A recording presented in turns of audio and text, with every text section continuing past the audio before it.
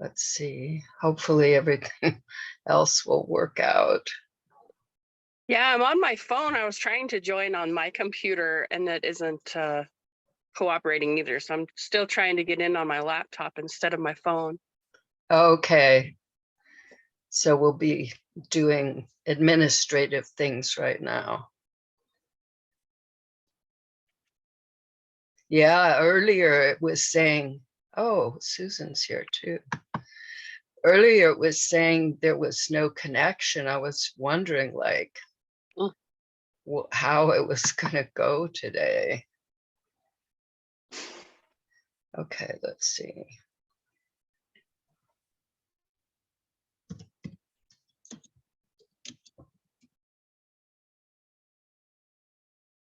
Good morning, Susan. Her microphone's off too. Oh, Hello, beautiful. There she is. Hi. Can you see me? Oh, hold on. Karen's frozen. oh, that happened earlier too. It might be my computer. It's interesting. All three of us were having troubles. Okay, here we go. Oh, you've learned how to do it live on Facebook. Woohoo, go girl. Yeah, I've been doing that. Awesome. Most of the time it works. Okay, let's see. Okay. All right. Well, we can start. This was really interesting for me, Susan, because when you first posed this situation, I had a certain take on it. And then last night, I just at the end of my day, I went on to Facebook and I looked at the post that you'd put, and it was like the total opposite. So I can go either way, really. My first take on it was it seemed that it would be okay with you to go with what Bella wanted. And so I went with that and put together, different, a story, and because I don't always know if I'm going to have guests, so I always prepare a show. So just in case. Anyway, so, but then I just found it like so interesting that the post you made was like the total opposite of that. But I realized I can I can go with that too. So I was thinking when I saw Venus that she might have been interested in like the post that you made, that might have been part of why she came on. And so I decided, okay, well, I'm gonna go with that approach and do the other approach after. Anyway, so whatever Well, would it be helpful if I just kind of share my experience and what it's like? Start there. Because I got what you're saying. So for me, it's like an inner conflict. Like I would love to let her stay home and homeschool her and so I have that. But then there's um, you know, school is good. She's getting out of the house. She's not on YouTube all the damn time. She's making friends or at least playing with some friends. And she's learning the basic knowledge of school. And so that's the conflict that I have with myself. Right. And then with Bella, like I know she loves school. but she also loves being at home because she gets to watch YouTube. She gets to play her games. She gets to lounge around. So it's almost like the house is just too good to not be at home, more so than it is for school. And so, I mean, she's gotten to a point where she's like sick all the time, and I know that she's manifesting that for herself. So, um, which sucks because, I'm all about let's be healthy and do our best in that the best we can. But then I'm like telling myself, oh my gosh, she's catching all these sicknesses from school. It's the school's fault that she's sick all the damn time. But then there's the other part where I know, okay, she's manifesting this. She just doesn't want to go to school. And then when it's time to get up, usually it's a pretty peaceful thing. I try to make it playful and fun to wake up and let's get going. Um, and then there was one time where she had some issues with a bully. And then there was a teacher who she felt was mean, and she was struggling in math. So those things I deal with as they arise or have arisen. However, she's missed more school from being sick than probably been there, and then she's tardy. So the mornings that she decides she doesn't want to go, we end up fighting. She'll throw a big fit. She'll literally, my stomach hurts, and she'll crawl on the floor, and it's this big dramatic experience. And then I start feeling frustrated and irritated, and I start yelling, no, you're going to get your ass to school today. Um, and then I'm telling her she's making it all up, and that's not who I am. That's not who I want to be for her. Right. So that's my experience. Yeah. Can you Okay. relate to that, Venus? That's Like verbatim. I mean, it's almost the exact same story. She's constantly having stomach aches. She literally gets combative in the morning to go to school. She did have like good, because she's been going to school. She's in third grade. So she's been going to school since preschool. And all her older brothers and sisters were going to school. And so, she was excited to go. And then, second grade, she still had a really nice teacher and she had a fairly good time. But the third grade teacher is quite firm and, doesn't let the kids get away with anything, and I try to talk to Rhiannon that she has, 20 kids that are 9 years old, 8 or 9 years old in her classroom that she has to, make sure everybody's safe and everybody's learning and, you have to do what you're supposed to be doing. But the kids do say she's mean, and then she has had the issues of the girls like 9 years old all start to get their little groups of girls. And so she does complain about a couple of the girls at school being mean.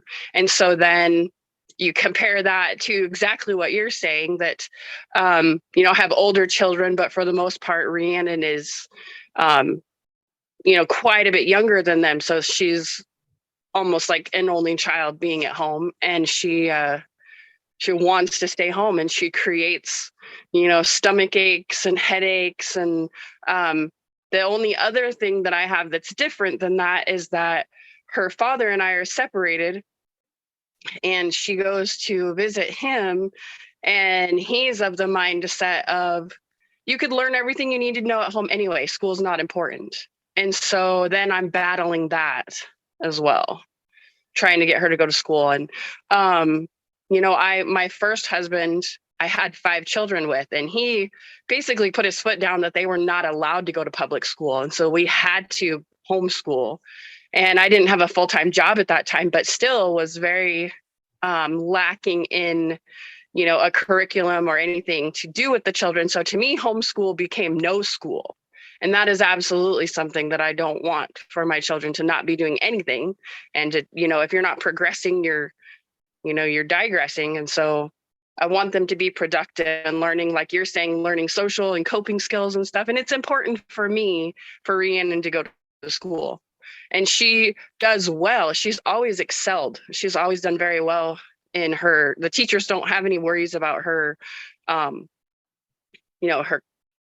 curricular scores. She is starting to do poorly in math now, because missing school, you're not missing the lessons that they're building on.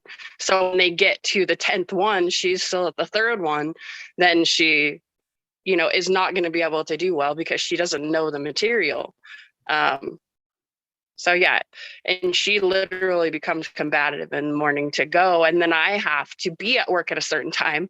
So then it falls on her older brother to try to help and get her ready and get her on the bus. And that does not go well. So she has missed a lot of school.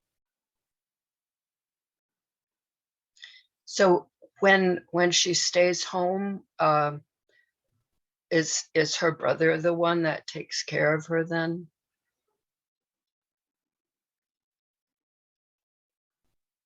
No, he goes to high school. He's a sophomore in high school.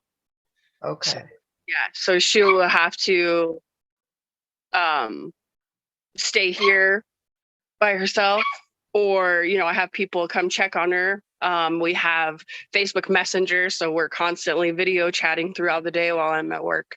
Or she goes over to my best friend Amy's house, who's a school bus driver, so she's home during the day. But the kids aren't there because they're all at school. So she absolutely hates whenever I threaten for her to go over to Amy's, But yeah, it's not a peaceful start to the morning at all, Right. Yeah. Well, I don't know if Susan knows this, but I don't know if you know this from Susan. But what I teach these days, and it's based on about 40 something years of experience in creating harmony with kids, is something I call the one rule. And that is finding agreement before the action is taken. And one thing I learned when I was coaching Susan, I learned that one of the benefits of this is it helps the child feel like an important part of the whole thing, that what they need is as important as what the adult needs. And my experience has been that if you take this mindset of we're going to work this out, we're going to find something that works for you and works for me, so you get to feel good and I get to feel good, and how we want things gets to work out. So the thing, I remember there was a girl, I think either in junior high or high school, who was a friend of one of my daughters. And every morning she did go to school, but every morning she would throw up on the bus or getting on the bus. There was one teacher who was really mean. I went and sat in on one of his classes, and he was really sarcastic and said unpleasant things to the students. And so I could see, and for her, for some reason, it was like super. The others, they could handle him, but she just like dreaded being in his class. And that has always stuck with me. my children didn't have problems, but this friend, this girl did. So, I mean, that's really, okay. The time to do a session like that with your daughters is sometime when things are going smoothly. You let them know, you know, there's the, well, they probably do, but still let them know there's this problem, and that you have a problem with it too, if you do, because it seems that you do. But that's one thing to be clear on too. Truly, is there a problem inside of you about this? Or is it like things you're thinking? You know, I know like what other people think can have an effect on um, on us. I know it does on me still. So you need to be clear in yourself if this is a problem for you. And if it is, then to bring it up like that, like, you know, I've got this problem that needs to be worked out. And it's, and I can see that you have a problem with this too. So let's find out something that's going to work for both of us. And if you can think of some things in advance, that could be helpful too. But the thing is that it's important that their needs not be discounted, that because each of us is important, each one of us. And whenever I've made this effort to now I call it the one rule. Before I used to call it the power of respect. And that was for a lot of years but I like the one rule because it's simple. It's just, we're going to find agreement. And I have three things that when this first started taking form, one of the first thing is we're each important. And the second is we each deserve to feel good in our lives. We each deserve. And we can find out how to do this. We can figure this out. Because maybe sometimes I've noticed with small children in particular, but just acknowledging their needs, just making them, empowering their needs also. Sometimes that relieves a lot of the problem that they're emphasizing on this, because they need to be heard. They need to be counted. They need to be part of this, you know, valuable team that you've got going.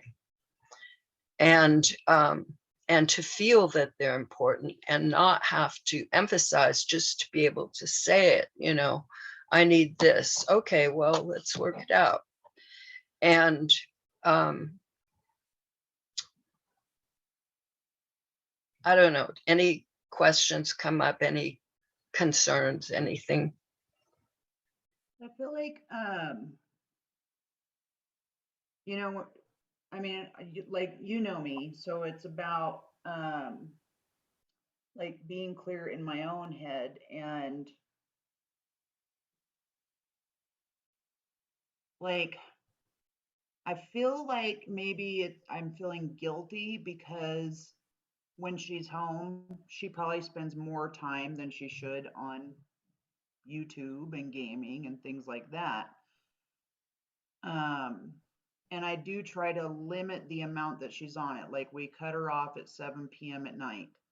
And then there has been some transitions happening in the household, like having a babysitter, and we co-sleep, and so she's been used to us being here. But the school year is almost over, and I try to use the one rule, the agreement. So like yesterday, I came up with the idea, what do you think about going swimming at my job on Sunday? And in order for you to do that, for us to do that, I need you to get up and go to school and mind your babysitter.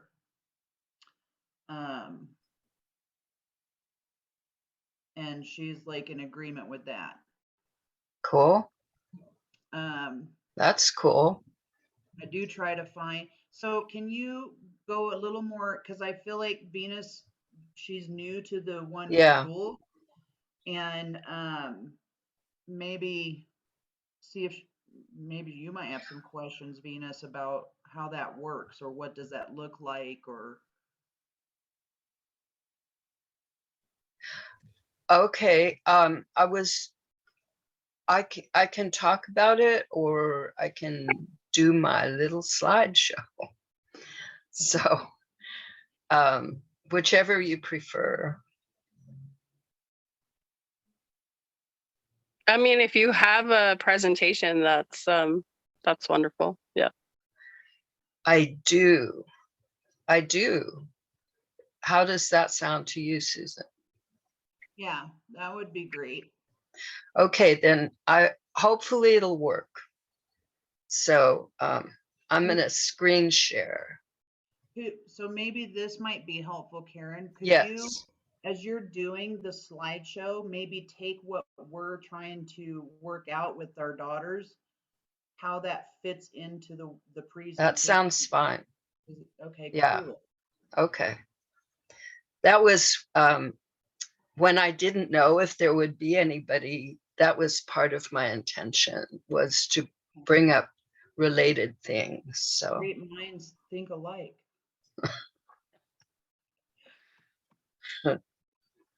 okay, screen share.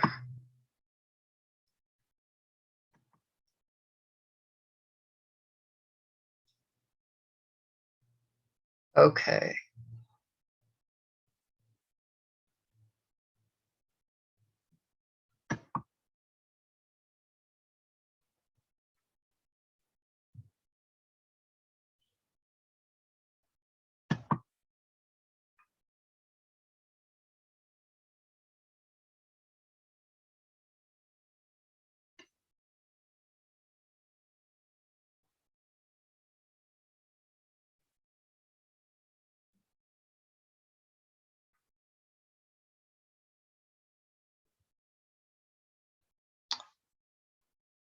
So, there it goes.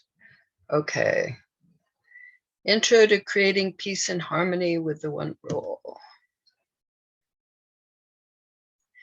When I talk about raising happy kids or creating harmony with kids, I bring up the one rule because that is what it does. The one rule equals agreement. Agreement equals harmony. Using the one rule means you find agreement. That's the rule. You find a solution that everyone likes. You found agreement. You found harmony. Now, talking with your daughters about what's going on, one thing that I have found is if the children involved in these kind of working things out, if they realize that you're going for something they like also, it makes a huge difference. It can make all the difference. It can make them not need to hold on to the parts of the situation that they're holding on to now because they feel they have to defend their choice. Whereas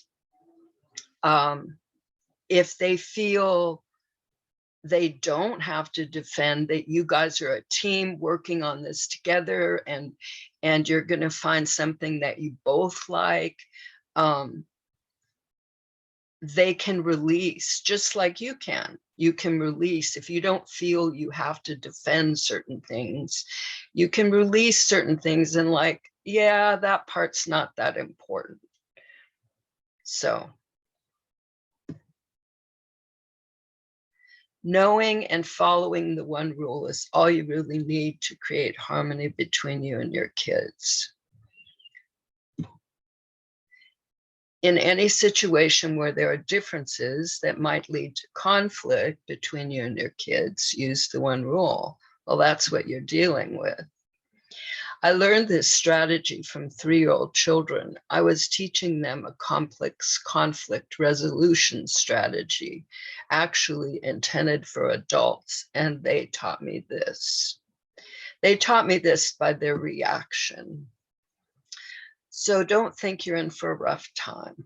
It's simple, it's easy, it's powerful and effective. It works if you use it. The one rule, start strong. Now this is something, I mean, you guys are already,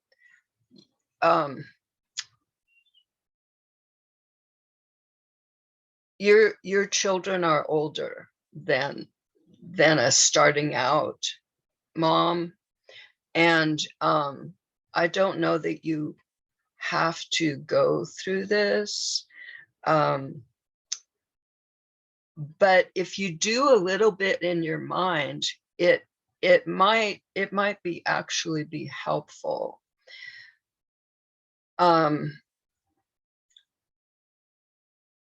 This is where I started out deciding I didn't want to make my children do what they didn't want to do. And I wasn't going to do what I didn't want to do. Okay, this is about making one rule a habit.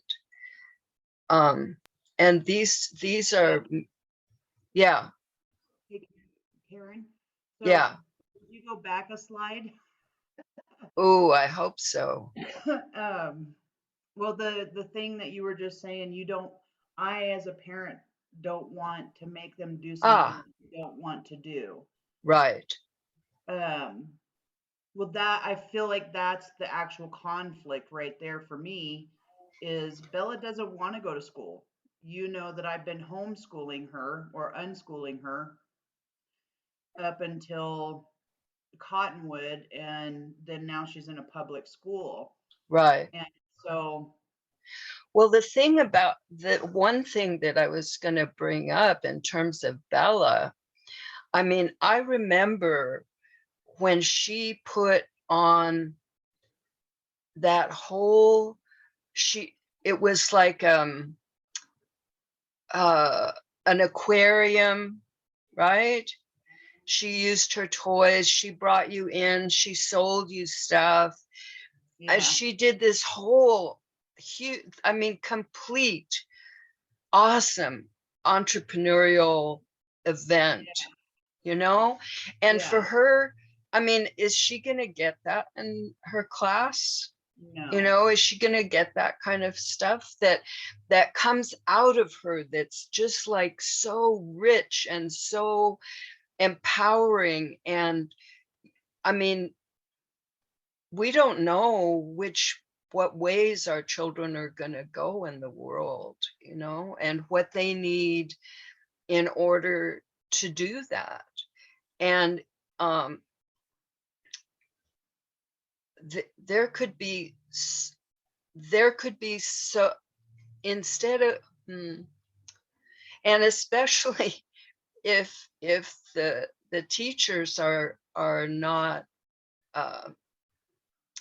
responsive, compassionate, aware people, that's kind of not a good place to be in if you can avoid it, and to make yourself sick over it. And we will, if like I I noticed one child, this was like a long time ago, their parent was had an accident of some sort and was using crutches, and the child wanted to try them out, but the parent didn't want them to. So having their own accident was a way to get to try out crutches, instead of just getting to try them out. Mhm. So we'll do those kind of things to ourselves. So I had this whole campaign for why it would be beneficial for Bella to be home. And the thing in terms of the screen time, you guys can you could find an agreement there, something you feel good about. But the thing is, make sure that it's your truth, because that's kind of where they're still coming from. As far as I'm concerned, they're coming from their truth. They're not playing games. They're Yeah, creating themselves. right. Well, and I think if I really just dig a little deep, what I value and what's important to me is like she gets to choose. We all start choosing at a young age, and she's at that Yes, age where she understands if I do this, choose to do this or to choose to do that. Um, but then she's got this authority figure saying, well, you can't make that choice. Sometimes parents have to make it for you. And I've actually caught myself saying that because um, I don't know if that's a good thing or a bad thing or not, but I, I notice that when I do have said it, it just doesn't feel right for me, yeah, you know, yeah, because I gave her the say, you get to choose whether or not you're going to be unschooled or go to public school. And now I'm making her go, even though she doesn't want to be there. But I can right, see what you're saying. Like she does do really. I guess this would bring up the question for Venus. Um, like, do you feel like you get to have that choice of whether or not you're going to homeschool or unschool? I mean, to me, it ends up being like a personal choice. So if she's using the personal choice of like, my daughter's going to go to school, um, how do you create agreements with her, like her daughter, that will have her feel like, I don't know, like what would make it beneficial for her? Like, what's the win-win for her daughter? Um, I'm like right, me, I can see that the win-win for Bella would be saying, yes, you are making the choice that you don't want to go to school. She has gotten the basics and an understanding, and we could come up with several agreements. One could be, you do some homeschooling online at home for like 4 hours a day or whatever to meet the state requirement. Um, but like I get to create that curriculum of how it looks to me, not based on what school or government says it looks like. yeah, But for some parents, school is their option. It's their childcare, or it's their place so that they can go to work because they can't, you know, right, always leave their kids at home. right. Does that make sense? Yeah, yeah, of course. It does. I had a question. Do you two live near each other? we both live in Montana, but we're about, I think, 5 or 6 hours apart. Okay. All right. That's something. Yeah. All right. So in terms of Rihanna, is that her name, Venus?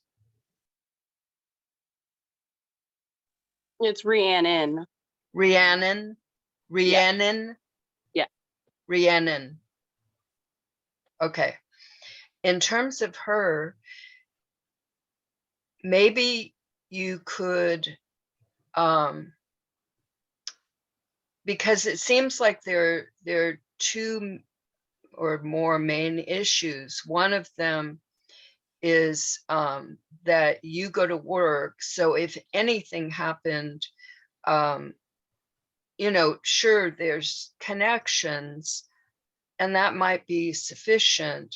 I mean, because maybe she needs this independence. We can't know that, I don't think. But if it matters to you deeply, truly, that she go there, then that's what you can hold on to and work around the other things. Like maybe there are experiences like Susan was mentioning about Bella swimming. There might be experiences or whatever that would satisfy her in a way so she could release the not wanting to go to school. Are there any other third grade teachers in that school? No, we're a very small school, so we're actually Okay. a K through 12. And Okay. so, yeah, there's just one per grade. Okay. All right. Because having to be under the authority of somebody who's mean to you,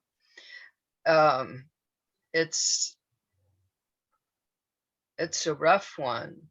But Yeah. she might be able to, if there were, if you could find out like what the teacher does and how she does it, and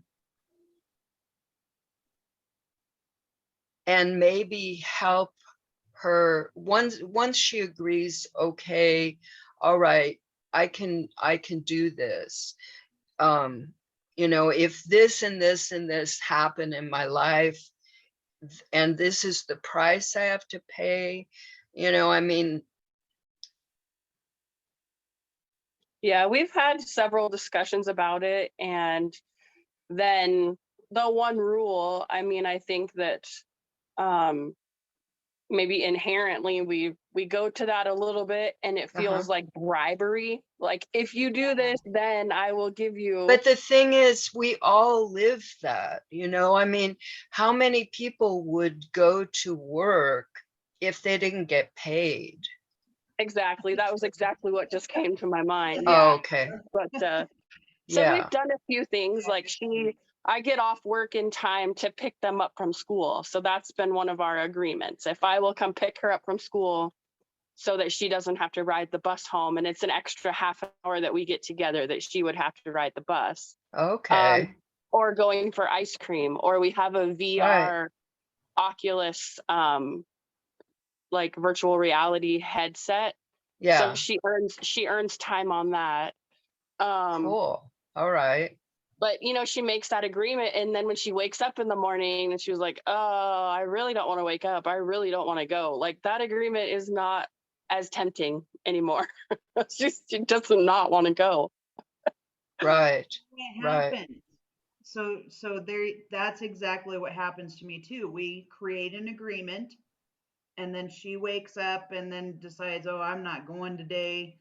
Um, you know, we don't want the truancy officer coming to our house. I've even expressed to Bella, like, you know, right now, like, it will get to a point where they will send a police officer over to our house, and we don't want that. Right. But how do you help them uphold their part of the agreement. Well, the thing is that, okay, agreements need to be flexible too. So that's what then you need to find out with them at another time, not when they're waking up, but at another time. Say, you know, this is a problem for me, because we come to an agreement, you say, okay, but then when it's time to wake up, you don't, you know, you change, you want to drop the agreement. You don't want to have me pick you up, or you don't want to go swimming, you don't want to do this. So what can we do about that? And ask them. Okay. And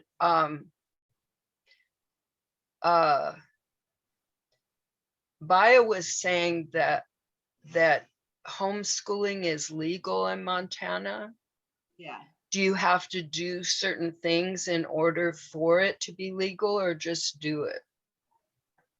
You send a letter into the superintendent saying that you're going to homeschool. I see. And Okay. that's it. Do they All right. have any assessments they have to take once or twice a year though they No, have to there's go in? No, maybe as they no. get older, but You do submit like the hours. So for me, what's easy about that is, like, for example, that you were talking about, Karen, um, Bella created an entrepreneurial experience. Yes, So she she's did. learning math. She's being, it created art for her. Yep. When she was doing her art and selling it, Yes. counts as time towards art. Right. Unschooling is a lot different than homeschooling. The thing about unschooling is it's all about here with us as individuals, letting go of the social conditioning that you have Right. to follow some sort of curriculum or Yeah. program. Right. It's based on what the child is inspired by doing, Right. and being okay with that. And that takes a lot of mindset practice. Well, I mean, one thing that comes to my mind is Montessori, which is a very highly respected form of education, is child-centered. Yeah. So it's a good practice. You know, having child-centered education is a good practice. Yes. I think Because for the thing is that, Montana, it's just not as maybe in the bigger towns like Helena, they offer Montessori. I don't know if they do over there, Venus. no, not right now. And I haven't looked into but it for a while. I looked into it 20 years ago when my adult children were little and their father was saying, they will not go to school, but I haven't looked into it for quite a while. Well, so what I'm hearing you say with Bella or even Rhiannon is, so we've created these agreements, and one, be flexible with them. Two, we need to visit them often, the agreements, because maybe, agreements can change. yeah, But when they're not following through on their end of the agreement, then when they're in a space of they're fine, they're happy and calm, come to them and say, hey, so this is a problem for me because, right, you know, you said that you'd follow this agreement, or you helped me create this agreement. right, And what can we do about that? Because you're not doing your end of the agreement. It's almost like a team thing, yeah, like what you're saying. yeah, Okay. Um, and then just coming up with the ideas to help them come up with ideas for like what would be good for them. I know one is the time that she gets to spend with me playing or whatever. right, Okay. And then I was going to say, Venus, Bella had an issue at school going on where there was a couple of girls actually bullying her. One of them she was friends with, and she had an interesting way to bully her. They don't let her come over anymore, but anyways, she also had, they're taking her out of math class because she's doing at a level 3 and needs to be at a level 5 to be back in her class. And she was really adamant about going to school, and we're like, okay, well, what's going on? Like, you know, because it was a different kind of behavior outside of, I just don't want to go. It was like, I am refusing to go kind of behavior. And what it was going on was, she said the teacher was being mean. Well, actually, what she said was, when the teacher, there's other adults in the room, the teacher pretends to be somebody else, but when they're not in the room, they're a completely different person. Wow. Isn't that amazing? Like, she really gets Yeah. that. Well, so we asked her, well, what is she like when when other parents or teachers are not in the room? And she said, well, she's mean. She kind of yells. And we were like, well, is she doing it to you? And she's like, no. But Bella wasn't even asking for help because she was scared to ask for help. So Wow. Buck went into the scheduled a time to go talk to the principal, and he expressed what was going on, and he was very positive about it. He's like, look, you know, like, we have no problem with homeschooling our daughter. However, we would love her to be able to enjoy school while she's here, but here's what's happening. Bella is scared to reach out and ask for help, and this is why. And the principal was shocked and said, okay, well, we've got to deal with this. And scheduled a second meeting where the teacher, the math teacher, came in with the principal, and Buck just straight out said, this is how my daughter feels about you, and what she's perceiving from the interactions of you with other children, around other adults, blah blah blah. And she's like, she was kind of baffled and said, I didn't realize that. And she said, she goes, you know, I think what might be happening is, I have some boys that are in the class that are pretty rambunctious, and I do become assertive with them to have them, you know, sit down or sit still, and that could be what she's talking about.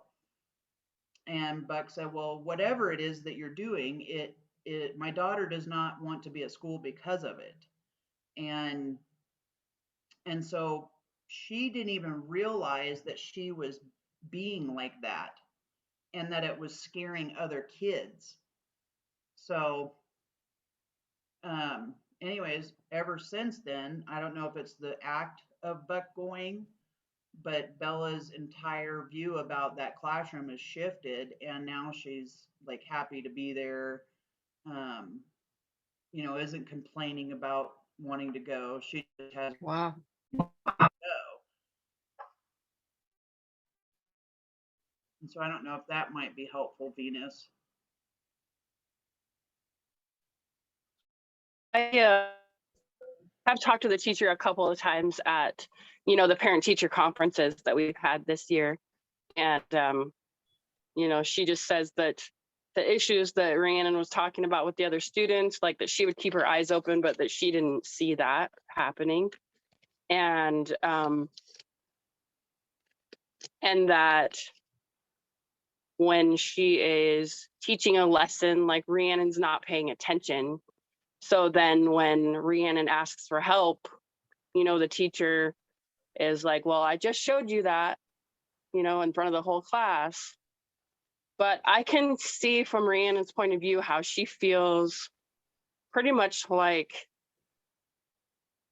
in all three areas of her life, which I'm saying me, her father, and at school, her voice is not being heard because You know, it's like the boy who cried wolf. She says it so many times that then we start to not believe her and we start to shut her down.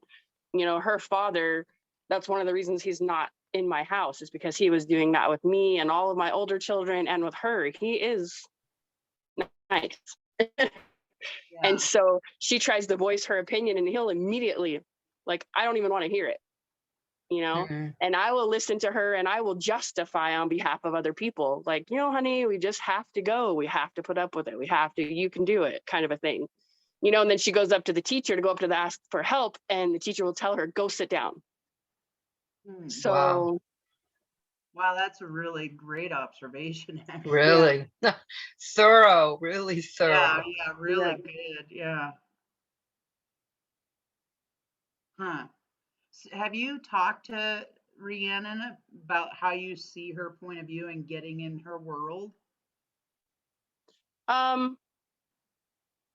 no, Maybe you no, ought to. because she doesn't want to go visit her dad, and I make her. I tell her, you have to, you know, and then school, you have to, you know, and yeah, so just kind of sitting there realizing that right now that she's not being heard anywhere. Wow, what a great Yeah. aha. That could just shift Oh everything. yeah. Yeah. I got Yeah. huge goosebumps. Me too. Yeah. Yeah, Yeah. All over. Yeah. me Very too. much. So, and you know what it's like to not be heard.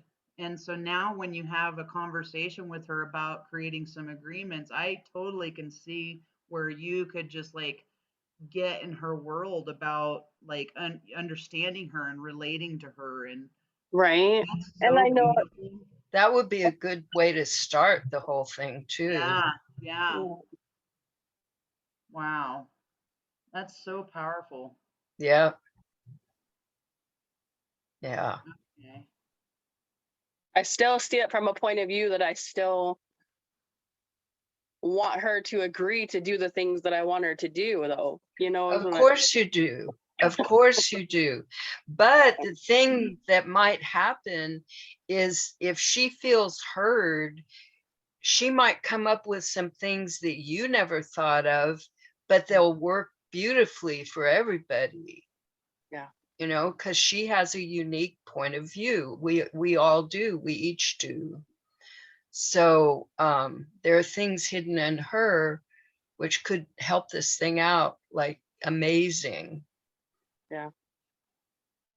Yeah, and especially with your awareness.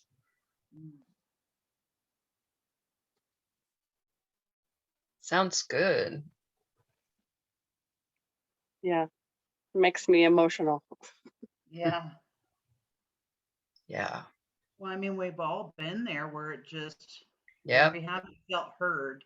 And the three things um, that I actually have journaled on as part of my goals this year with Bella is for her to feel heard, to know that she matters, and that she feels loved.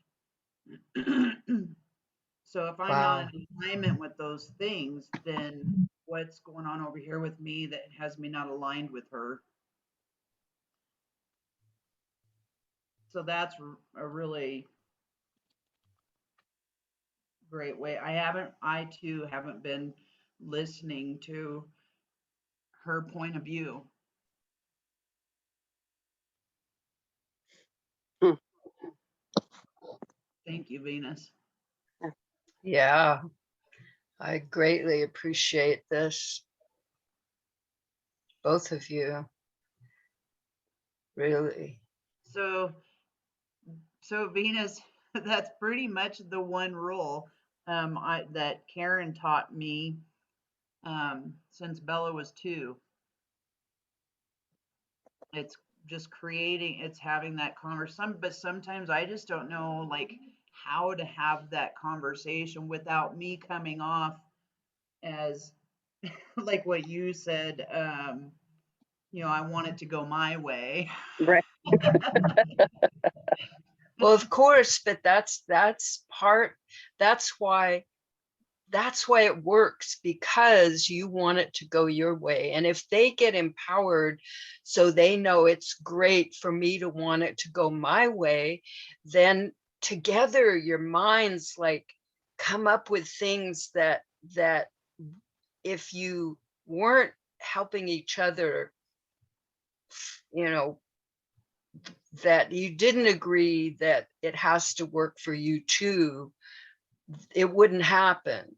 But because you've opened up that way, then things can happen that couldn't have happened. I think that's part of why this works. Yeah, makes sense. So I'm Don't gonna you- have to, Don't you have a book, Karen, on the Ye- one rule? yes, I do. I do, my latest, but Where it's can an we ebook. buy it? Where can we buy it at? Okay, at the moment it's on my member site, but I am putting together a page where people can buy individual things instead of having to either join the member site. But the member site is only $1.99 a month, so it's not like really expensive. But I'm gonna anyway, Okay. because it is available. Let's see, it is available on my old website. But I wasn't planning to. There it's on sale for $19. I wasn't planning to make it that much, so. But I feel like it's probably worth that much, girl. That's true. Yeah. Yeah. It's worth that much and more. I mean, look at the amount of value that you give families. And Yeah. what is your membership site? Is that on Facebook or? No, my membership site is on my website. It's if you go to www.happykidsco.org, that's my new, and there's a button up at the top where they you can join or sales or whatever offers or something, and you click on that, and one of the first things you'll see, I think it's like the second thing you'll see, is how you can join the member site, and then you get access to pretty much everything I've done, so for a lot of years. So anyway, including the one rule to raising happy kids. That's the name of the book that has the one rule, and it has the training in it too. So Well, that's wonderful. I just pulled it up. So thank you so much. Yeah. thank you, boy. Thank you. Thank you. I've loved this. I really, it was great. You were great. Thank you. Thank All you. right, guys. Bye. right. Namaste. Namaste. Namaste. And if you have any questions about how things go, just let me know and I'll get back to you. Okay. Okay. Thank you. Yeah.